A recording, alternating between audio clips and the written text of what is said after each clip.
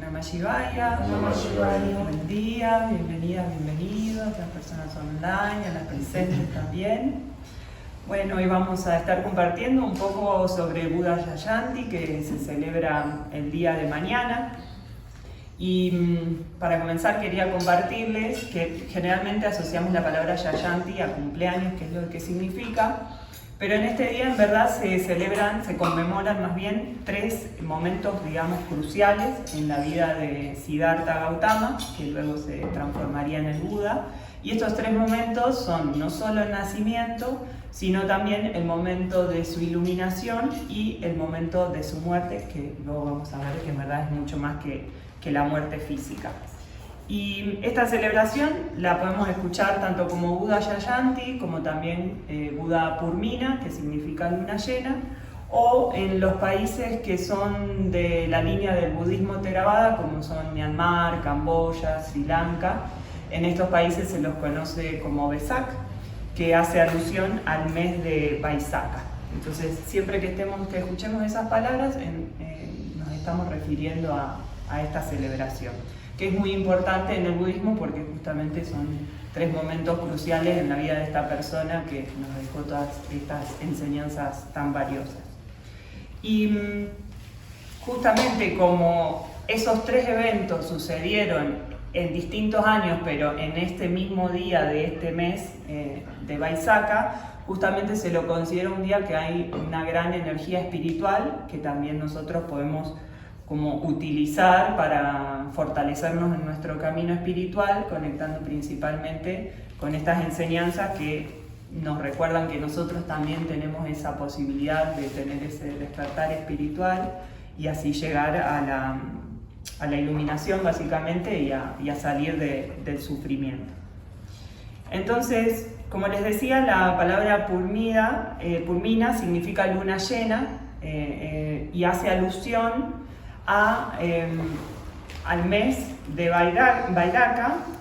Vaisakha, que justamente es un calendario que se usa en el hinduismo y en el budismo y es un calendario lunar, a diferencia del calendario gregoriano, que es el que solemos utilizar nosotros, que es un calendario solar. Por eso es que esta celebración no cae siempre en un día fijo, sino que en verdad depende de cuándo cae la luna llena, que este año justamente es mañana. Entonces nosotros en los calendarios lunares, que no solamente están estos, hay otros, por ejemplo el calendario maya, también es un calendario lunar, tenemos 13 lunas, o sea un año estaría definido por un ciclo de 13 lunas.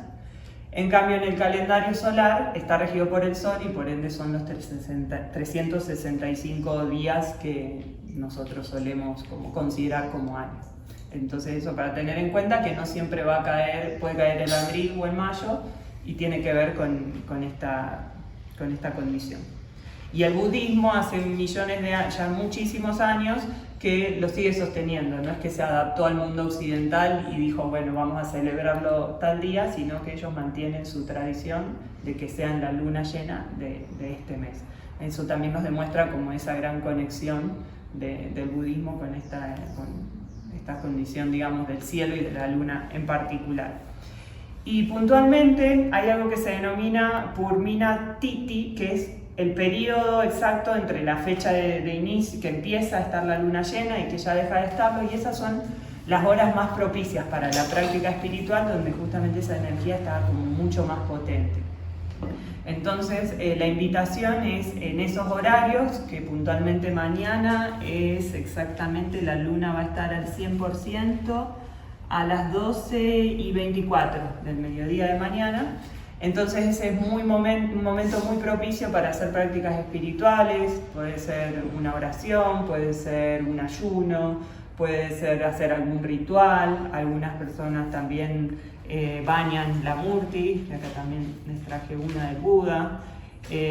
También podemos como leer algunas de sus enseñanzas, reflexionar. Y esto entonces está muy propicia la energía para poder conectar con toda esta sabiduría. Entonces, bueno, decíamos que en este día se conmemoran estos tres hitos. El primero es el nacimiento, que sucedió en el año 563 a.C. El Buda nació en Lumbini, que hoy forma parte de lo que es Nepal. y él nació como un príncipe, hijo de la reina Mahadevi y el rey Suddhodana. Luego, el segundo evento se da cuando él tiene 35 años de edad, que es justamente la iluminación, como decíamos, y esto sucedió después de estar 6 años practicando un ascetismo extremo. Y básicamente lo que hacían eran prácticas meditativas, intensas, austeridades y siempre en búsqueda de esta verdad espiritual.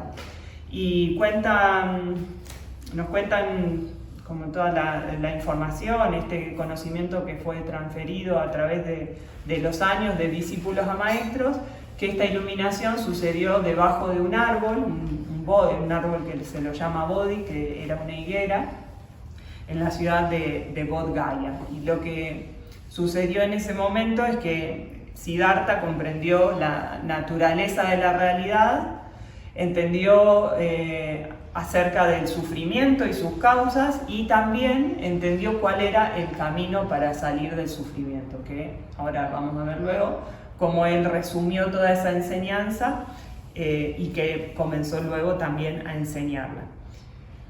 Y en este punto es importante nombrar que la iluminación no se trata de como una interpretación intelectual, mental, sino que realmente lo que sucede cuando una persona se ilumina es que se transforma su conciencia.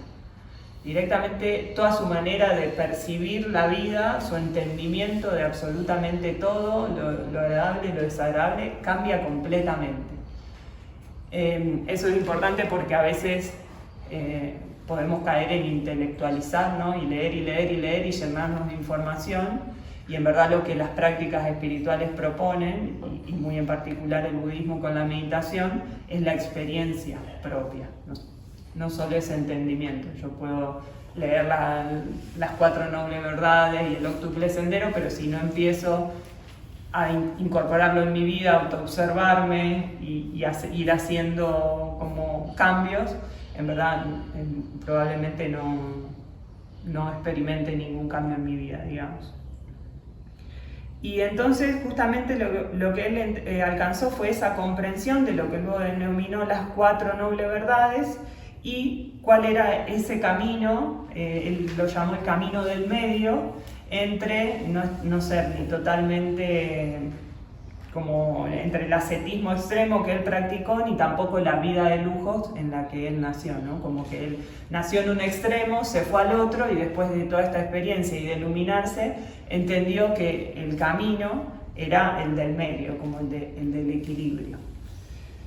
Y luego el tercer hito, entonces, que inicialmente se los nombré como la muerte, pero que el nombre en sánscrito es Mahaparinirvana, fue a la edad de 80 años, y aquí no solo es la muerte física, abandonar el cuerpo, sino que lo que implica esta expresión Mahaparinirvana es la liberación final, es decir, liberarse del ciclo del samsara, del ciclo de nacimiento, muerte y reencarnación. Entonces, él es como que en ese momento su alma dejó el cuerpo y ya no volvió a encarnar. Por eso hablamos de una liberación final que es mucho más que la muerte física.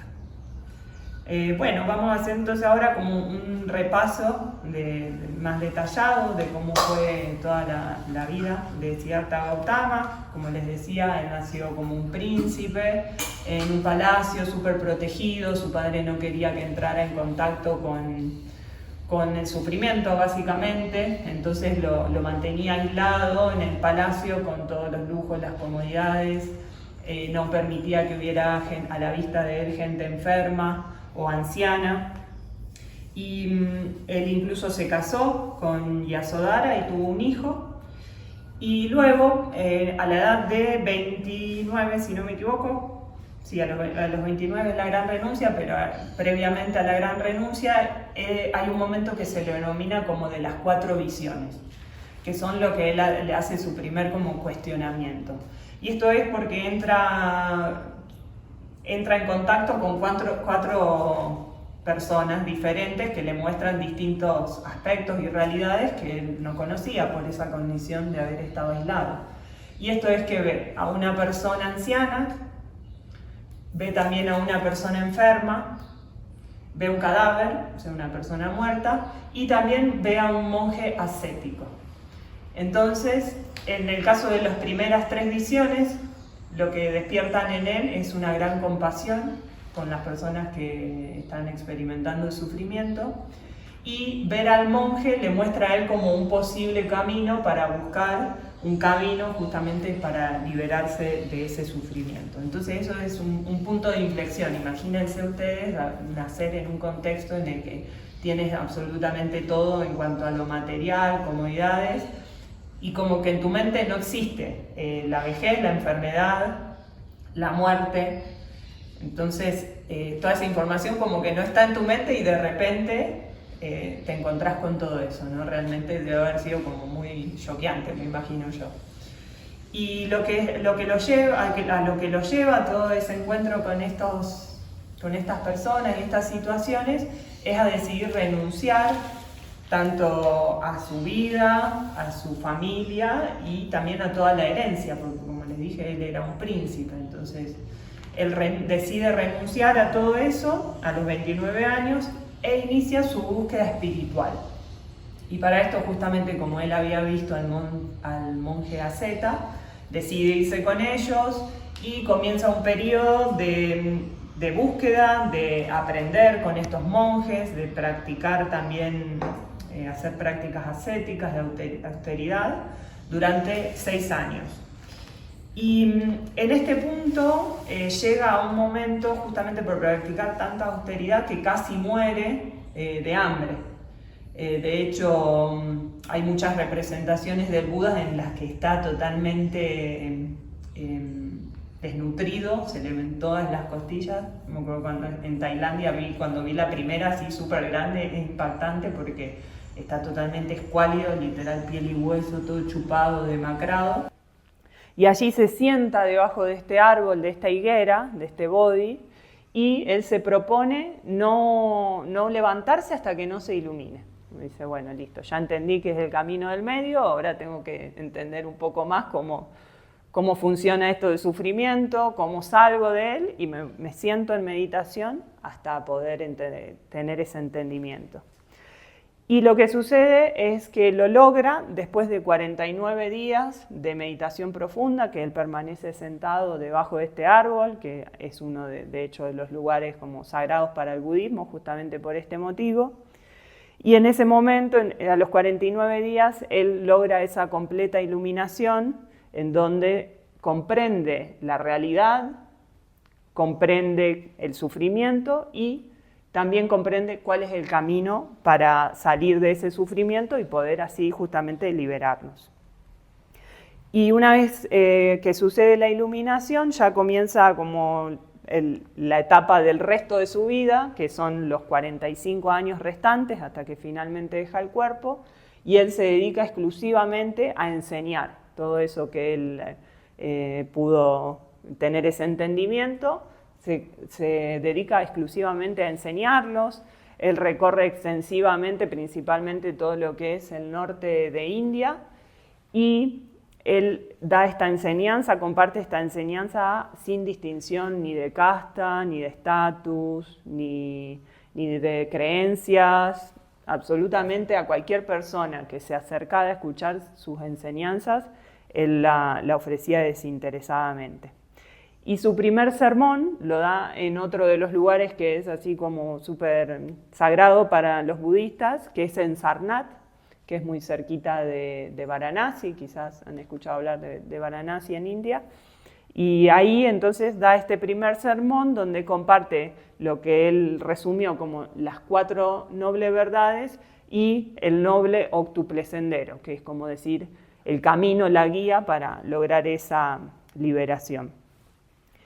Y entonces también dentro de esta etapa de estos 45 años de enseñanza, también creó una comunidad monástica de monjes budistas, que en verdad se fue dando naturalmente. Él en verdad nunca quiso crear una religión, de hecho él tampoco quería que se usara su imagen de ninguna forma, y eso es muy loco porque de hecho se creó una religión y se usa mucho su imagen, incluso a veces como decoración.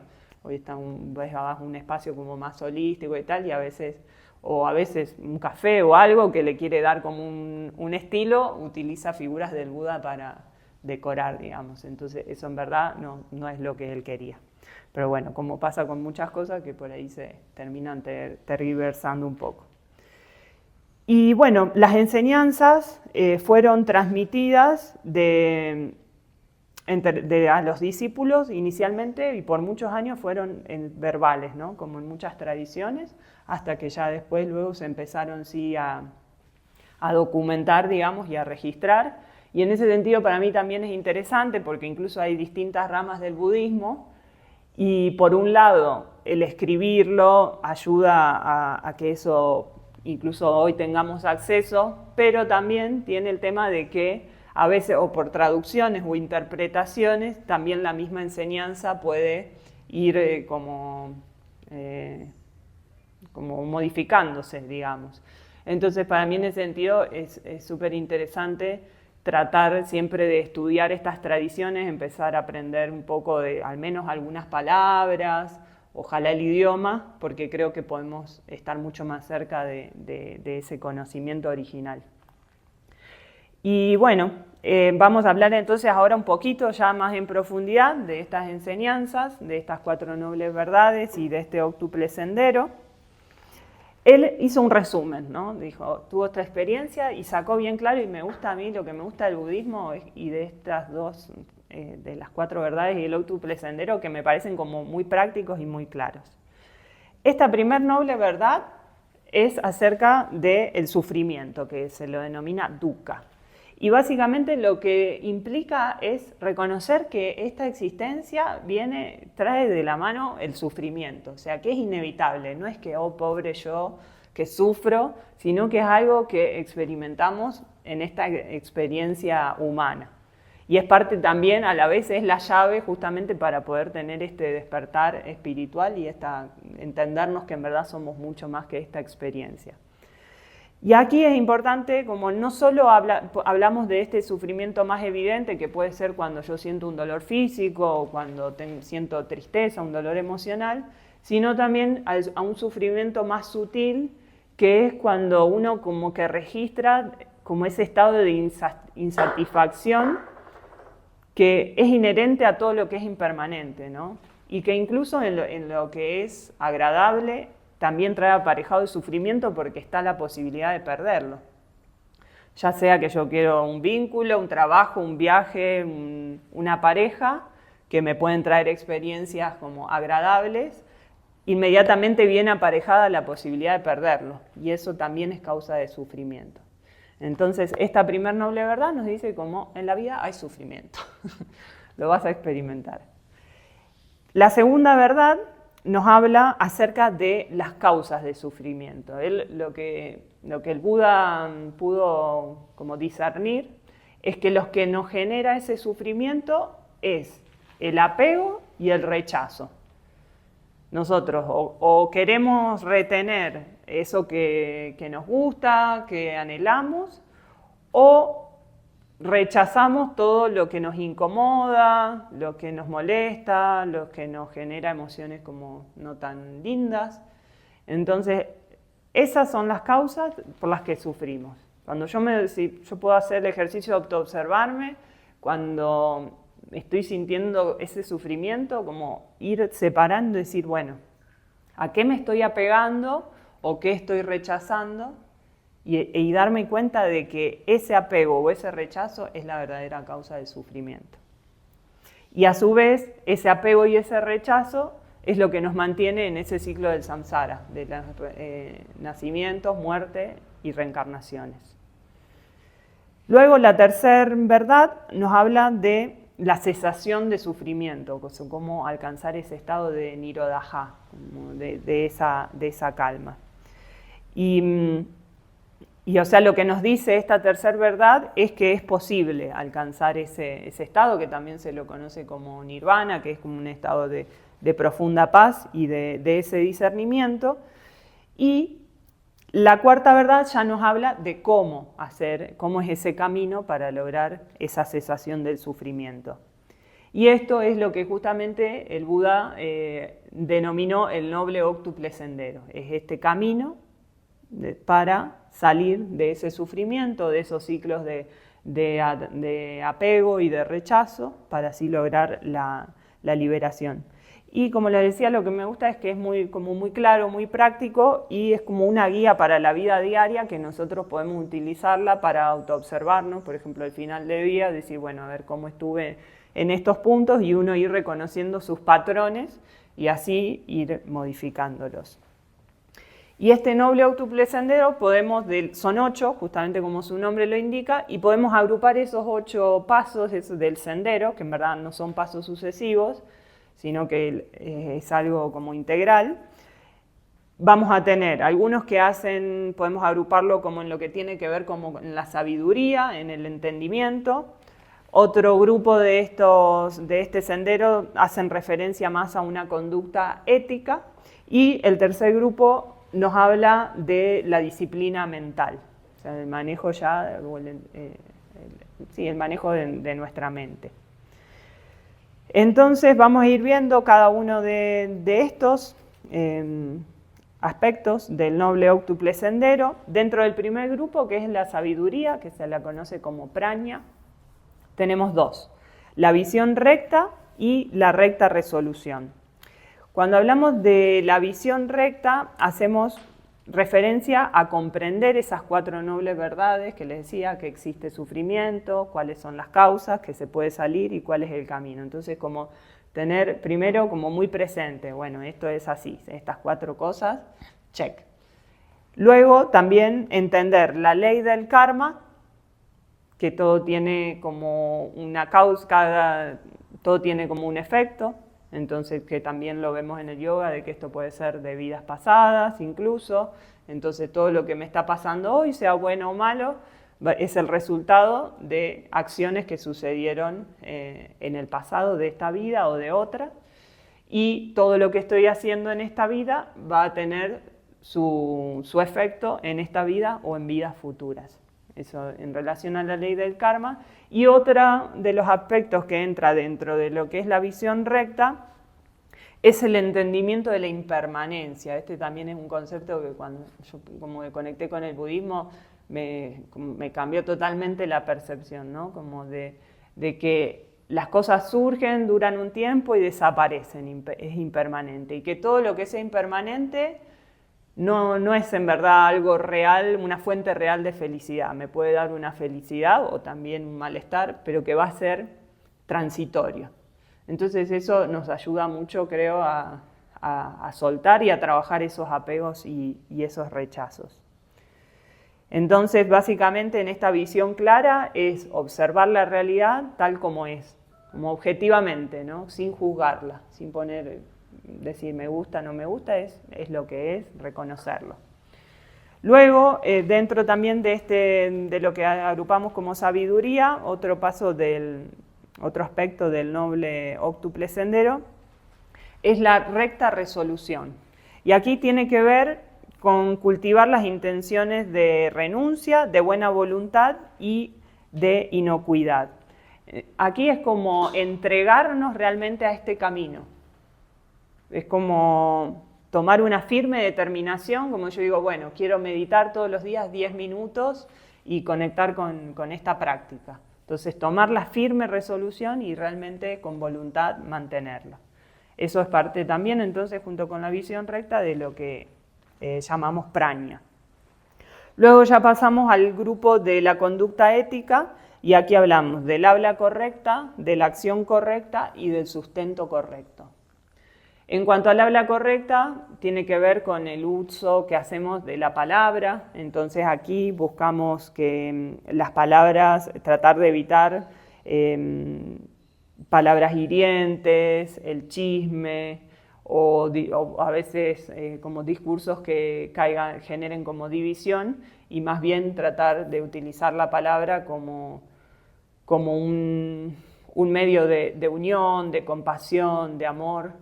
Y en esta me parece que es algo que es súper importante, porque también socialmente, culturalmente tenemos como muy arraigado esto de hablar, y a veces como nos centramos más en lo negativo.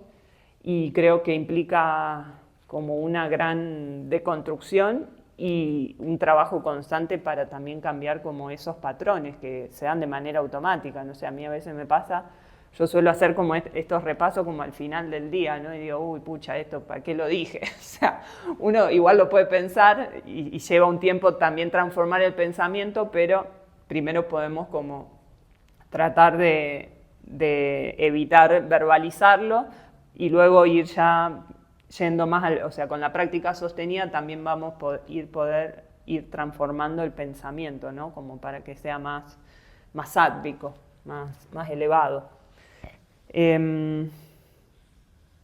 Luego, entonces, la acción recta aquí tiene que ver con actuar éticamente, ya nos referimos, digamos, a los actos, abstenerse de matar, de robar, también de conductas sexuales inapropiadas.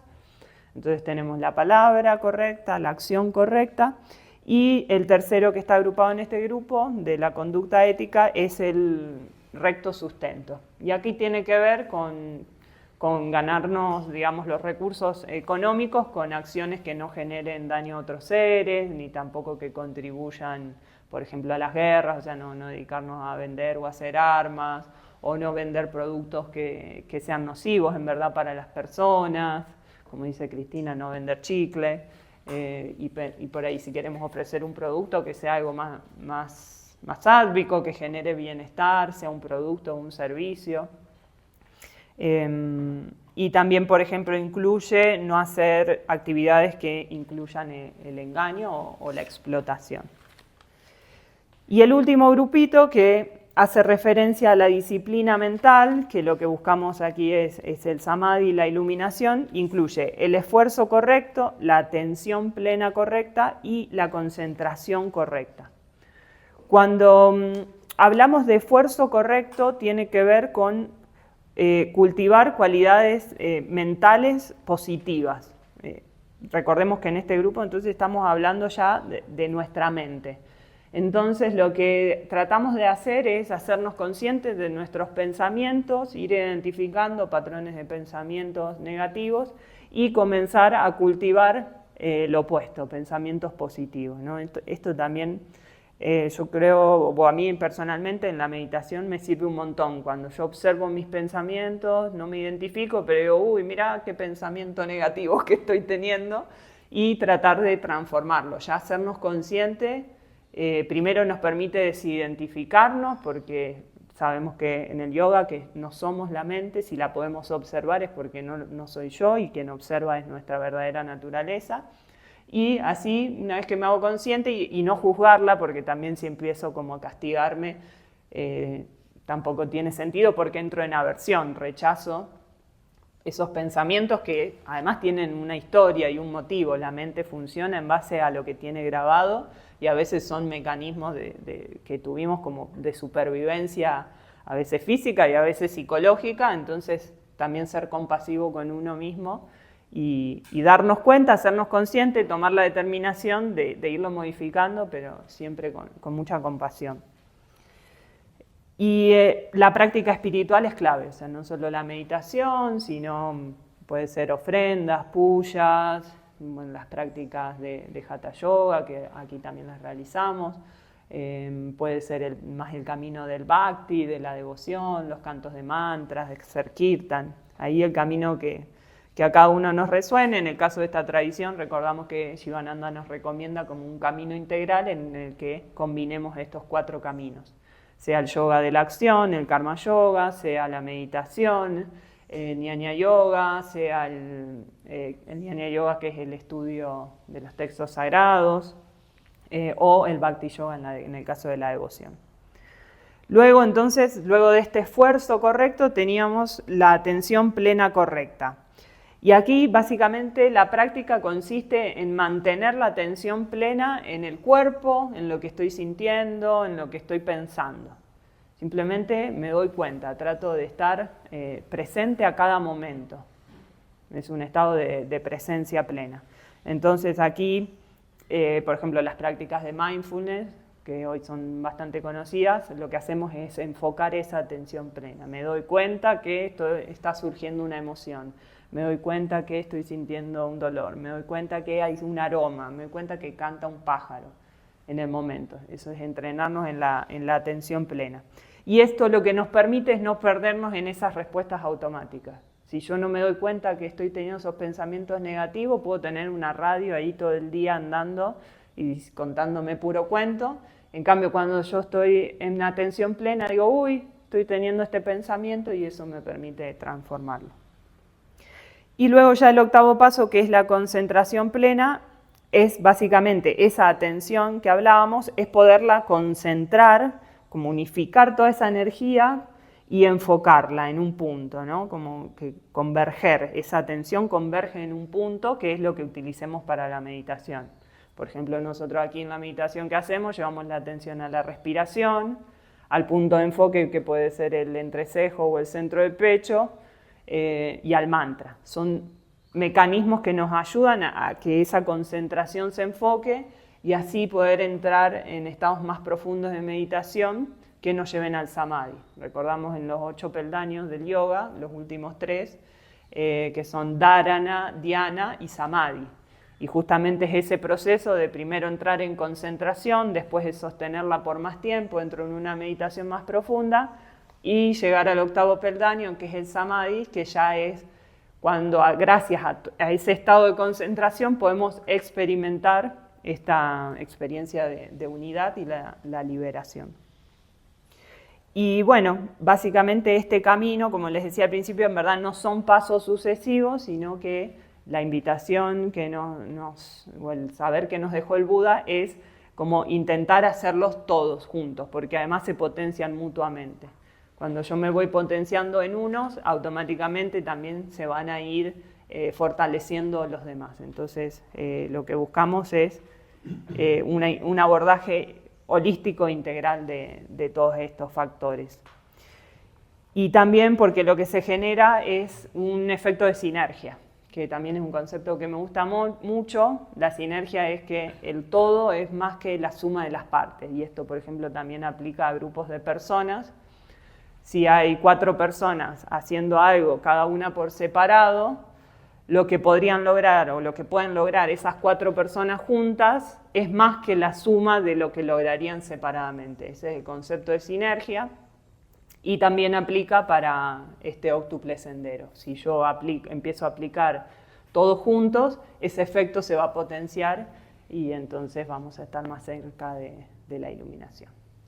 Así que bueno, eso quería compartirles el día de hoy. A mí es la verdad, conecto mucho con el budismo. Tuve también la suerte de estar en Asia, en alguno de estos países, puntualmente en Myanmar, que es un país budista, y estar así totalmente impregnada de toda esta sabiduría y ver cómo son las personas. A mí algo que me impactó de Asia, que la espiritualidad creo está mucho más presente en toda su vida, y la gente ya tiene otra forma de ser, u otra templanza, como una calma, una paz subyacente, más allá de que a veces incluso las condiciones materiales son muy duras, y se nota que internamente hay una fortaleza espiritual que bueno, a mí me inspira.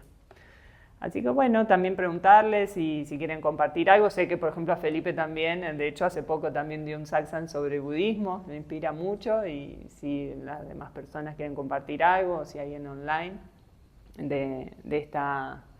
sobre las enseñanzas del Buda, o también preguntarles si alguien tuvo alguna experiencia en Vipassana, que justamente son estos retiros donde se practica esta meditación que el Buda nos legó.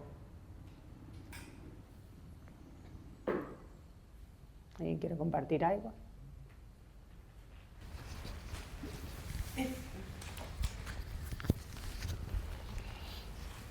Bueno, yo también he tenido un poco de acercamiento al budismo, con el Vipassana también, que es una de las experiencias que yo recomiendo muchísimo para todas las personas, no importa el camino espiritual que sigas. Digamos que yo apoyo la idea de que puedas probar diferentes cosas, pero que sí profundices en la que más te conecte, por supuesto. Como que no quedarte ahí probando aquí, luego allá, porque es como si cavaras muchos, como dice una de mis maestras de yoga, cavas muchos huecos para buscar agua y al final todos son superficiales y no puedes llegar profundo a realmente encontrar el agua si cavas en muchos sitios. Entonces, como que sí vale la pena la invitación a probar otras formas de meditación, otras formas de práctica, y el budismo también pues es atractivo en ese sentido, y pues que está pues muy, muy asequible para todos en cualquier lugar del mundo que estemos. Y sí es muy bonito lo que tú dices también, esa sensación de la espiritualidad en las personas a pesar de las condiciones difíciles. Y pues también tuve la oportunidad de estar en Tailandia, donde eso también está muy, muy presente. Hay una anécdota, hay una anécdota muy curiosa porque estábamos con Andrés en un tuk-tuk en Bangkok, y bueno, como los turistas, así como nosotros que no teníamos mucha experiencia en el tema del dinero, del manejo del dinero allá, y el conductor pues primero nos llevó como un loco por esas calles que yo de verdad pensaba que nos íbamos a morir ahí, y al final nos empezó a cobrar mucho más de lo que realmente habíamos acordado. Entonces, pues no, muy firmes nosotros, no, o sea, sí, no, esto fue lo que acordamos, y él se empezó a poner como agresivo, como violento, y quería incluso ir a los golpes, ¿sí? Entonces hubo un momento en que él se dio cuenta que estaba frente a un altar, porque en Asia es muy común ver los altares en la calle, ¿sí? O sea, tú ves un altar en la calle, y había un altar de Buda justo en esa esquina donde él nos dejó, y que ya se iba a ir a los golpes casi con Andrés, y cuando él se dio cuenta del altar, inmediatamente su actitud cambió. Y es como que, no, está bien, o sea, sí, habíamos quedado en esto, entonces así fue, y eso fue lo que nos salvó de la pelea, que el altar estaba ahí. El altar de Buda. El altar de Buda estaba ahí, entonces eso nos salvó en esa ocasión, y fue algo como, es algo interesante de ver en la sociedad asiática, muy bonito. Y también pues me trajo recuerdos cuando mencionaste Sarnath, porque sí, también tuvimos la oportunidad de estar en Sarnath y estar, digamos, justo en el lugar donde él dio su primer sermón, y ahí hicieron como un monumentico, ahí hicieron una estatua de Buda como con sus 4 primeros discípulos, que fue muy, pues solamente ellos, y pues a pesar de que está ahí mismo en India, pues ya se respira un ambiente muy distinto y totalmente budista, incluso estando tan cerca de Varanasi. Entonces es interesante pues que al final pues todo lleva hacia el mismo camino. El yoga también, por supuesto, busca la reducción del sufrimiento humano, y bueno, eso era lo que quería compartir. Gracias.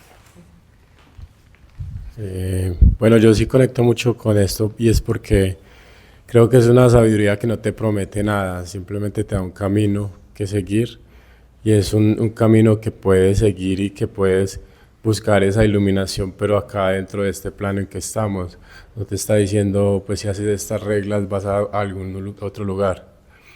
Y pues de hecho Buda siempre decía como que él no buscaba el cielo, él buscaba como estar tranquilo dentro de este plano.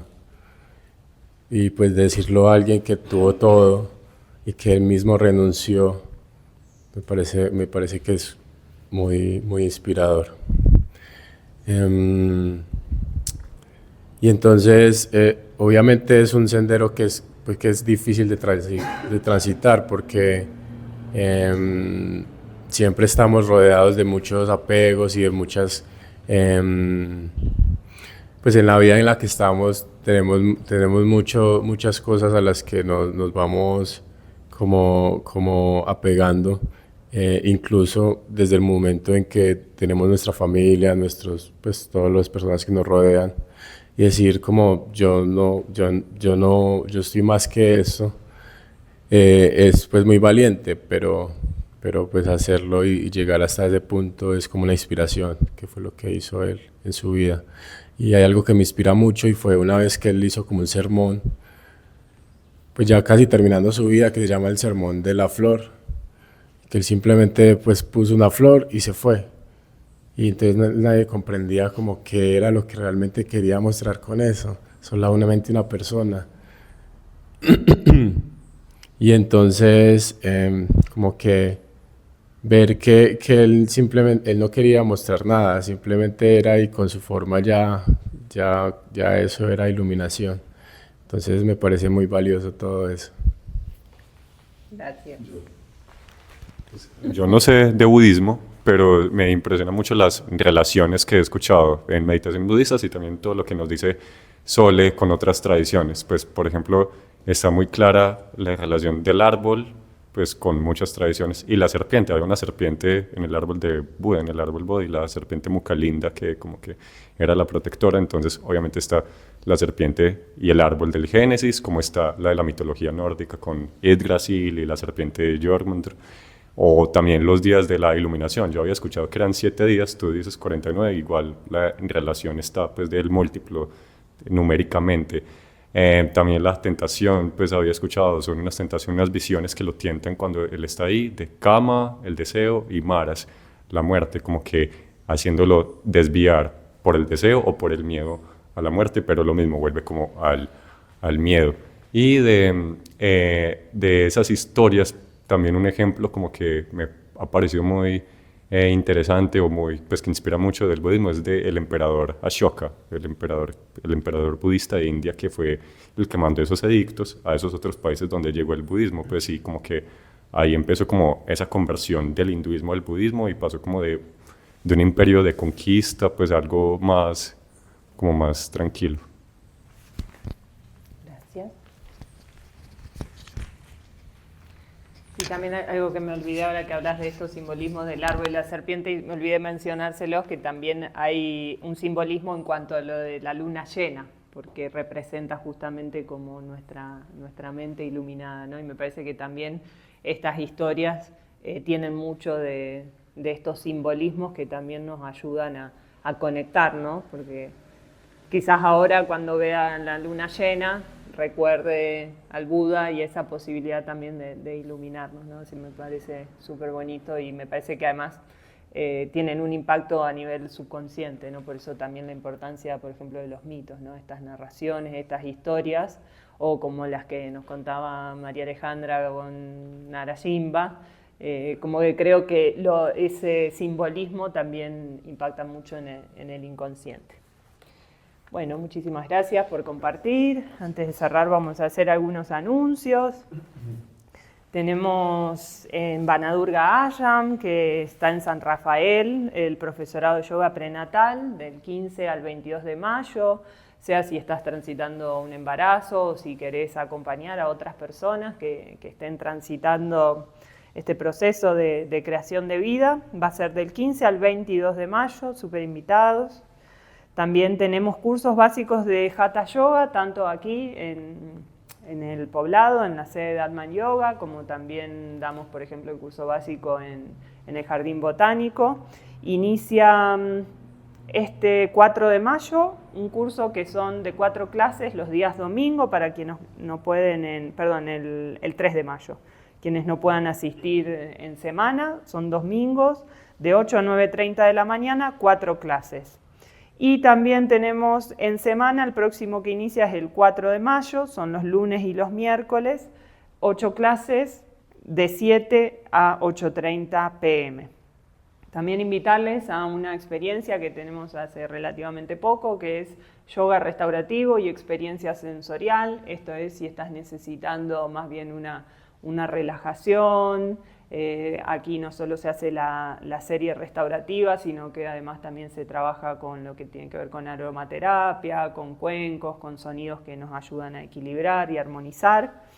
Y también contarles que tenemos en el mes de mayo, que ya inicia, va a ser mayo, mes con aportes voluntarios, entonces todas las clases de Hatha Yoga clásico y también esta de los sábados de yoga restaurativos van a estar todas absolutamente con aportes voluntarios, que puede ser a partir de 20.000, nosotros pusimos como 20, 30, 40, pero a partir de 20 el monto que cada uno quiera, absolutamente para todas estas clases, o sea, todas las que tenemos de lunes a jueves a las 7 de la tarde, las que tenemos martes y jueves a las 8 de la mañana y las de los sábados y domingos a las 10, sumada a la restaurativa de los sábados 8:30, todas van a ser con aporte voluntarios, así que si todavía no vinieron a Atman Yoga o si conocen a alguien que pudiera querer venir a probarlo y se anima, todo el mes de mayo vamos a tener esta propuesta, en el mes de la madre.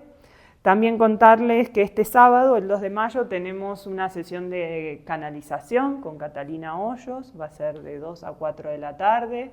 Hace poquito también tuvimos un satsang con ella, en la que nos estuvo compartiendo, ahí para conectar con esta información más sutil, súper recomendado.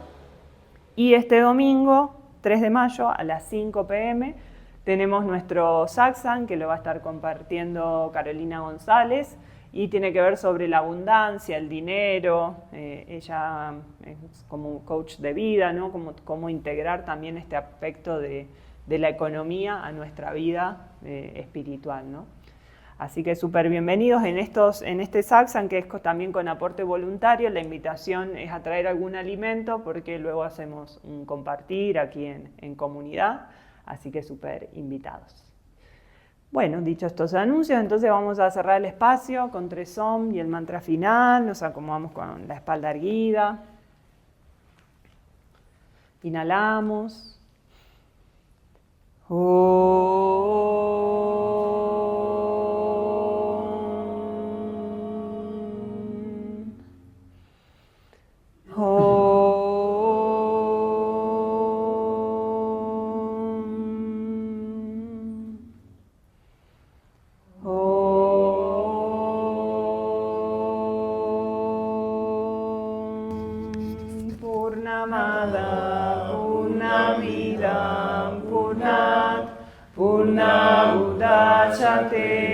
Purnasya Purnamadaya Purnamevavashishate.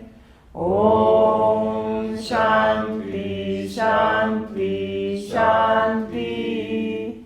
Om Paz Paz Paz. Agradecemos a los maestros, Om Bolo Sadguru Swami Shivananda Maharaj Ki Jai. Om Bolo Sri Guru Swami Vishnu Evananda Maharaj Ki Jai. Om Bolo por el Buda y por sus enseñanzas Ki Jai.